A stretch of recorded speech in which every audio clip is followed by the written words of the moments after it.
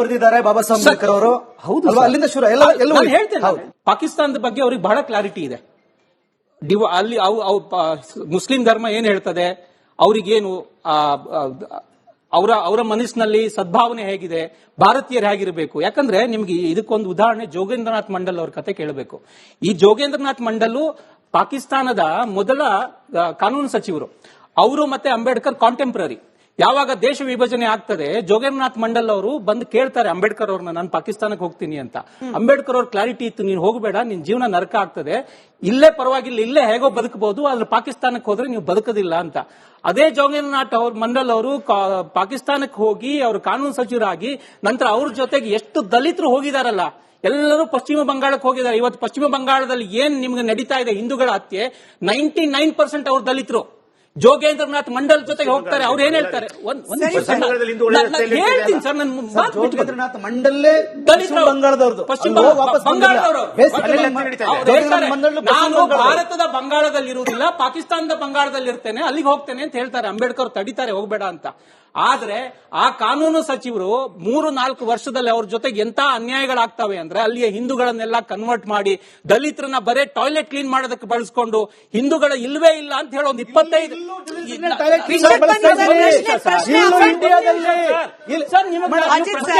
ಒಂದು ನಿಮಿಷ ಈ ವೇದಿಕೆಯ ಮೂಲಕ ಒಂದು ಕ್ಲಿಯರ್ ಕಟ್ ಸಂದೇಶ ಹೋಗ್ಬಿಡ್ಲಿ.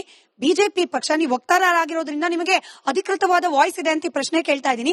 ಬಿಜೆಪಿ ಪಕ್ಷ ಅಂಬೇಡ್ಕರ್ ಹಾಗೆ ಮಹಾತ್ಮ ಗಾಂಧಿಯ ಸಿದ್ಧಾಂತವನ್ನ ಕೂಡ ಒಪ್ಪುತ್ತಾ? ಇದಕ್ಕೆ RSS ಪರ್ಮಿಟ್ ಕೊಡುತ್ತಾ? ನಮ್ RSS ಪರ್ಮಿಷನ್ ಪ್ರಶ್ನೆನೇ ಅಲ್ಲ ನಿಮಗೆ. ಗಾಂಧೀಜಿ ಒಂದ್ ನಿಮಿಷ ಸರ್ ಬಿಡಿ ಸರ್, ಇರಿ ಸರ್ ದಯವಿಟ್ಟು. ಅಂಬೇಡ್ಕರ್ ಅವ್ರದ್ದು ಒಂದು, ಈಗ ಗಾಂಧೀಜಿ ಅವರದ್ದು ಗಾಂಧಿಯನ್ ಇಕನಾಮಿಕ್ಸ್ ಗೊತ್ತಾ ನಿಮ್ಗೆ? ಅವ್ರದ್ರಲ್ಲಿ ಮಾರಲ್ ಇಕನಾಮಿಕ್ಸ್ ಅಂತ ಹೇಳ್ತಾರೆ. ಭಾರತ ನಿಟ್ರಲ್ಲಿ ಇವತ್ತು ಭಾರತ ಸರ್ಕಾರ ಮಾರಲ್ ಇಕನಾಮಿಕ್ಸ್ ನ ಪಾಲನೆ ಮಾಡ್ತಾ ಇದೆ. ನಿಮ್ಗೊಂದು ಉದಾಹರಣೆ ಕೊಡ್ತೇನೆ. ಕೋವಿಡ್ ಸಮಯದಲ್ಲಿ ನಮ್ಮ ದೇಶದಲ್ಲಿ ವ್ಯಾಕ್ಸಿನ್ ಕಂಡು ಹಿಡಿದಾಗ ಭಾರತ ನಮ್ಮ ದೇಶದಲ್ಲಿ ಉಚಿತವಾಗಿ ಕೊಡ್ತು. ನಮ್ಮ ದೇಶದಲ್ಲಿ ಪ್ರೊಡಕ್ಷನ್ ಮಾಡಿಕೊಂಡು ಈ ನಮ್ಮ ದೇಶದಲ್ಲಿ ರಾಜಕೀಯ ವಿರೋಧಿಗಳು ಮಾಡುವ ರಾದ್ದಾಂತವನ್ನ ಇಟ್ಟುಕೊಂಡು ದೇಶದಲ್ಲಿ ಶಾಂತಿ ಸ್ಥಾಪನೆ ಮಾಡಿಕೊಂಡು ನಮ್ಮ ದೇಶದ 220 ಕೋಟಿ ಜನರಿಗೆ ವ್ಯಾಕ್ಸಿನ್ ಕೊಡುವುದರ ಜೊತೆಗೆ ಉಚಿತವಾಗಿ 90 ದೇಶಗಳಿಗೆ ಕೊಡ್ತು. ಇದನ್ನೇ ಗಾಂಧಿ ಹೇಳಿದ್ದು, ನೀನ್ ದುಡ್ಡು ಮಾಡಬೇಡ, ನೀನು ವ್ಯವಹಾರದಲ್ಲಿ ನೈತಿಕತೆ ಇರಬೇಕು ಅಂತ. ಈ ಮಾರಲ್ ಇಕನಾಮಿಕ್ಸ್ ನ ದೇಶದಲ್ಲಿ ಯಾರು ಪಾಲನೆ ಮಾಡಿಲ್ಲ ಗಾಂಧಿ ಹೇಳಿದ್ದನ್ನ. ನೀವು ಗಾಂಧಿಯನ್ನ ನಂಬ್ತಾ ಇಲ್ಲ, ಗಾಂಧಿ ತತ್ವ ಸಿದ್ಧಾಂತಗಳನ್ನ ಒಪ್ಪಕ್ ರೆಡಿ ಇಲ್ಲ. ಈಗ ಅಂಬೇಡ್ಕರ್ ಅವರ ಇದು ಸಂವಿಧಾನವನ್ನು ಒಪ್ಪಕ್ ರೆಡಿ ಇಲ್ಲ. ನೀವು ಜನರ ಬದುಕು ಬದಲಾವಣೆ ಮಾಡಿ ಅಂತಂದ್ರೆ ಅದನ್ನ ಮಾಡ್ತಾ ಇಲ್ಲ. ಹೋಗ್ಬಿಟ್ಟು ನೀವು ಸುಧಾರಣೆ ಮಾಡಿದ್ರೆ ಅದನ್ನ ಮಾಡ್ತಾ ಇಲ್ಲ. ನೀವು ಯಾವ ರಾಮನನ್ನು ನಂಬಿಕೊಂಡು ಚುನಾವಣೆ ಮಾಡಿದ್ರು ಅದೇ ರಾಮ ಜನ್ಮಭೂಮಿಯಲ್ಲಿ ಸತ್ತು ಸುಣ್ಣ ಆಗಿದ್ರೆ, ನೀವು ಅದೇ ರಾಮ ಜನ್ಮಭೂಮಿಯಲ್ಲಿ ಹೋಗ್ಬಿಟ್ರೆ ರಾಮನ ಹೆಸರಲ್ಲಿ ನೀವು ಎಲೆಕ್ಷನ್ ಮಾಡಿದವರು. ಯಾವ ನೈತಿಕತೆ ಇಟ್ಕೊಂಡು ನೀವು ರಾಮನ ಹೆಸರು ಕೇಳ್ತೀರಾ? ಅದೊಂದು ವಿಧಾನಸಭಾ ಕ್ಷೇತ್ರದಲ್ಲಿ ಸೋತಿದ್ದು ಮೇಡಮ್.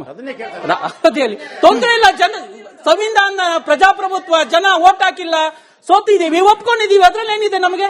ಪ್ರಜಾಪ್ರಭುತ್ವ ವ್ಯವಸ್ಥೆಯಲ್ಲಿ ಸೋಲು ಗೆಲುವು ಇದ್ದದ್ದೇ, ಸೋತಿದೀವಿ. ನೀವ್ ಹೇಳಿದ್ರಿ ನಾವು ಬಂದಾಗ ಗಾಂಧೀಜಿ ಹೆಸರು ಹೈಲೈಟ್ ಆಯ್ತು ಅಂತ. ನಾವು ಒಂದೇ ಒಂದ್ ಮಾತು ನಾವೆಲ್ಲರೂ ಕಿವಿಯಲ್ಲಿ ಕೇಳಬೇಕು, ಗಾಂಧೀಜಿ ಜಿಂದಾಬಾದ್, ಗೋಡ್ಸೆ ಮುರ್ದಾಬಾದ್ ಅಂತ ಒಂದು ಅನೌನ್ಸ್ ಮಾಡಿ ಸರ್. 100% ಗಾಂಧೀಜಿ ಜಿಂದಾಬಾದ್, ಗೋಡ್ಸೆ ಮುರ್ದಾಬಾದ್ ರೀ. ಗೋಡ್ಸೆ ಸಿದ್ಧಾಂತ ನಂಗೆ ಯಾವ್ದು ಗೊತ್ತಿಲ್ಲ. ನಾನು ಗೋಡ್ಸೆ ಸಿದ್ಧಾಂತ ಗಾಂಧೀಜಿ ಜಿಂದಾಬಾದ್. ಗಾಂಧೀಜಿಯವರು ರಘುಪತಿ ರಾಘವ ರಾಜಾರಾಮ್ ಪತೀತ ಪಾವನ ಸೀತಾರಾಮ್ ಈಶ್ವರ ಅಲ್ಲಾ ತೇರೆ ನಾಮ್ ಅಂತ ಹೇಳಿದ್ರಲ್ಲ, ನೀವು ಅಕ್ಷರಶಃ ಒಪ್ತೀರಾ? ನಾವು ಒಪ್ತೀವಿ, ಅವ್ರು ಒಪ್ತಾರೆ ಕೇಳಿ.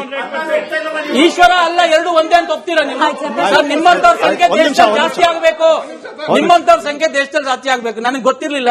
ನೀವು ಬಹಳ ಒಳ್ಳೆ ಮನಸ್ಸು ಸರ್ ನಿಮ್ದು. ಈ ತರದ ಮನಸ್ಸು ಬಹಳ ಜನರಲ್ಲಿ ಇಲ್ಲ. ಡಿಬೇಟ್ ಅಲ್ಲಿ ಬಂದಾಗ ಇವರೊಂದು ಫೇಮಸ್ ಪರ್ಸನಾಲಿಟಿನಲ್ಲಿ ಡಿಬೇಟ್ ಕರ್ತಾರೆ, ಅವ್ರನ್ನ ಕೇಳಬೇಕು ಅನ್ಸುತ್ತೆ ಈ ಪ್ರಶ್ನೆ. ಖುಷಿ ಆಯ್ತು ಸರ್ ಕೇಳಿ. ಸರ್ ಅವ್ರಿಗೆ ನನ್ನ ಪ್ರಶ್ನೆ, ಅವ್ರನ್ನ ಇತಿಹಾಸ ತಜ್ಞ ಅಂತ ಏನೋ ನೀವು ಹೇಳ್ತಾ ಇದ್ರಿ ಸ್ಟಾರ್ಟಿಂಗ್ ಅಲ್ಲಿ, ರಾಜಕೀಯ ವಿಶ್ಲೇಷಕರು ಅಂತೇಳಿ. ಈಗ ಗಾಂಧಿ ಬಂದು ಇಡೀ ದೇಶವನ್ನೇ ಉದ್ಧಾರ ಮಾಡ್ಬಿಟ್ರು ಅಂತೇಳಿ ಹೇಳಿದ್ರು. ಅಂಬೇಡ್ಕರ್ ಅವರು ಸೀಮಿತವಾಗಿ ಹೋರಾಟಗಾರರು ಮತ್ತೆ ದಲಿತ ಹೋರಾಟಗಾರರು ಅಂತ ಮೊದಲಿಂದಲೂ ಇದೇ ಮಾಡ್ಕೊ ಬಂದಿರೋಂಥದ್ದು. ಎಲ್ಲರೂ ಕೂಡ ಇವರು ಗಾಂಧಿ ಏನ್ ಕಾಂಗ್ರೆಸ್ನವ್ರು ಇದ್ದಾರೆ, ಇವರು ಮೊದಲಿಂದ ಅದೇ ಮಾಡ್ಕೊ ಬಂದಿರೋಂಥದ್ದು. ಈಗ ಗಾಂಧಿ ಸ್ವತಂತ್ರ ತಂದುಕೊಟ್ರು ಅಂತ ಹೇಳಿದ್ರು. ಆ ಸ್ವತಂತ್ರ ಈ ದೇಶದಲ್ಲಿ ಉಳಿದಿದೆ, ಸ್ವತಂತ್ರಕ್ಕೊಂದು ಅರ್ಥ ಬಂದಿದೆ ಅಂದ್ರೆ ಅದು ಅಂಬೇಡ್ಕರ್ ಬರೆದಿರ್ತಕ್ಕಂಥ ಸಂವಿಧಾನದಿಂದ. ಇವತ್ತು ಸಂವಿಧಾನ ಇಲ್ಲ ಅಂದಿದ್ರೆ ಈ ದೇಶ ಏನಾಗ್ತಾ ಇತ್ತು ಅಂತ ಊಹೆ ಮಾಡೋದಕ್ಕೂ ಸಾಧ್ಯ ಇಲ್ಲ. ಇವತ್ತು ಕಾಂಗ್ರೆಸ್ನವರು ಮೊದಲಿಂದಲೂ ಒಂದು ಮೋಸ ಮಾಡ್ಕೊಂಡು ಬಂದಿರೋದೇನಂತಂದ್ರೆ, ಅಂಬೇಡ್ಕರ್ ಅವರನ್ನ ಕೇವಲ ಒಂದು ಸಂವಿಧಾನ ಶಿಲ್ಪಿ, ಅದು ಇವತ್ತು ಬಿಜೆಪಿ ಅವರು ಹೇಳ್ತಾ ಇದ್ದಾರೆ ಅಂಬೇಡ್ಕರ್ ಅವರು ಸಂವಿಧಾನನೇ ಬರ್ದಿಲ್ಲ, ಅದ್ಯಾರೋ BN ರಾವ್ ಅವರು ಬರ್ದಿದ್ದಾರೆ ಅಂತ ಬಿಜೆಪಿ ಅವರು ಹೇಳ್ತಾ ಯಾರು ಇದ್ದಾರೆ. ಹೇಳಿದ್ರು ಸರ್? ಅದಕ್ಕೆ ದಾಖಲೆ ಕೊಡ್ತೀನಿ ನಾನು, ದಾಖಲೆ ಕೊಡ್ತೀನಿ ನಿಮ್ಮ ಮೀಡಿಯಾಗಳಲ್ಲೇ ಮಾತಾಡಿದ್ದಾರೆ. ಆಮೇಲೆ ಮೇಡಮ್ ಇಬ್ರಿಗೂ ಕೇಳ್ತೀನಿ, ಅಲ್ಲ ಅವ್ರಿಬ್ರಿಗೂ ಕೇಳ್ತೀನಿ ನಾನು, ಬಿಜೆಪಿ ಅವ್ರಿಗೂ ಕೇಳ್ತೀನಿ, ಕಾಂಗ್ರೆಸ್ನವ್ರಿಗೂ ಕೇಳ್ತೀನಿ. ಆಮೇಲೆ ಇವರು ಯಾರು ಮೋದಿ ಅವರು ಬಂದ್ಮೇಲೆ ಏನೋ ದೇಶ ಉದ್ಧಾರ ಆಗ್ಬಿಡ್ತು ಅಂತ ಹೇಳಿದ್ರು, GDP ಎಲ್ಲೋಗಿದೆ ಅಂತ ಹೇಳ್ಬೇಕು. ಇವರ ಸುದೀರ್ಘ ಪ್ರಶ್ನೆಯಲ್ಲಿ ನಿಮಗ್ ಸಂಬಂಧಪಟ್ಟ ಪ್ರಶ್ನೆ ಕೇಳ್ತೀನಿ. ಅಂಬೇಡ್ಕರ್ ಅವ್ರದ್ದು ಲಿಮಿಟೆಡ್ ಹೋರಾಟ ಅಂದ್ರು, ಇನ್ಫ್ಯಾಕ್ಟ್ ಕಾಂಗ್ರೆಸ್ನವರು ಕೂಡ ಹಾಗೆ ಮಾಡ್ಕೊಂಡು ಬಂದಿದ್ದಾರೆ, ಕೇವಲ ಸಂವಿಧಾನ ಶಿಲ್ಪಿ ಅನ್ನೋದಕ್ಕೆ ರಿಸ್ಟ್ರಿಕ್ಟ್ ಮಾಡ್ತಿದ್ದಾರೆ ಅಂಬೇಡ್ಕರ್ ಅವರನ್ನ ಅಂತ. ಈಗ ಒಂದು ಐತಿಹಾಸಿಕ ಹೋರಾಟದಲ್ಲಿ ಭಾರತ, ಆ ಕಾಲದ ಭಾರತ ಅತ್ಯಂತ ದೊಡ್ಡ ದೇಶ ಜಗತ್ತಲ್ಲಿ. ಆ ದೇಶದ ಒಂದು ಸ್ವಾತಂತ್ರ್ಯ ಹೋರಾಟ ಬಹಳ ದೊಡ್ಡ ಐತಿಹಾಸಿಕ ಘಟನೆ. ಆ ಐತಿಹಾಸಿಕ ಘಟನೆಯಲ್ಲಿ ಯಾರು ಏನೇನು ಪಾತ್ರ ವಹಿಸಿದ್ರು ಅನ್ನೋದು ಇತಿಹಾಸದಲ್ಲಿ ನಮೂದಾಗಿರ್ತದೆ.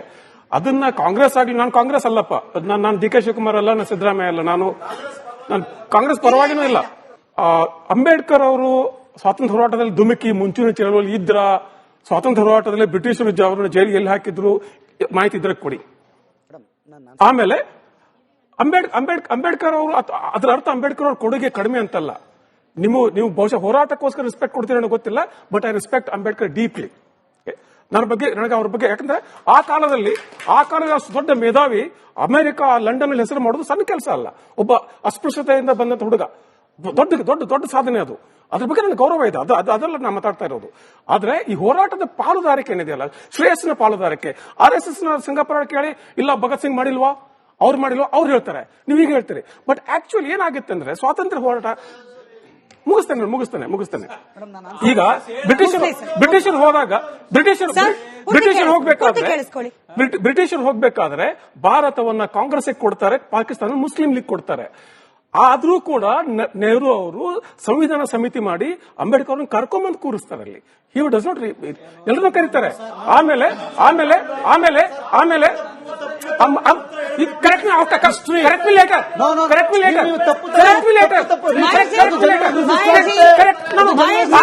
ಈ ಸಂವಿಧಾನ ಶಿಲ್ಪಿ Ambedkar, yes, he was chairman drafting committee, but behind him there was a constituent assembly.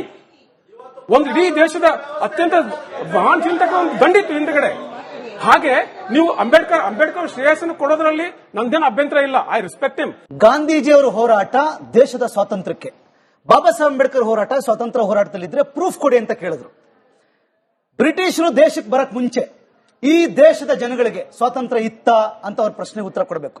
2000 ಒಂದ್ ನಿಮಿಷ ಗಾಂಧೀಜಿಯವರು ದೇಶಕ್ಕೆ ಸ್ವಾತಂತ್ರ್ಯ ಅಂತ ಹೇಳಿದ್ರೆ, ಬಾಬಾ ಸಾಹೇಬ್ ಅಂಬೇಡ್ಕರ್ ದೇಶದ ಜನಗಳ ಸ್ವಾತಂತ್ರ್ಯಕ್ಕೋಸ್ಕರ ಹೋರಾಟ ಮಾಡಿದ್ರು.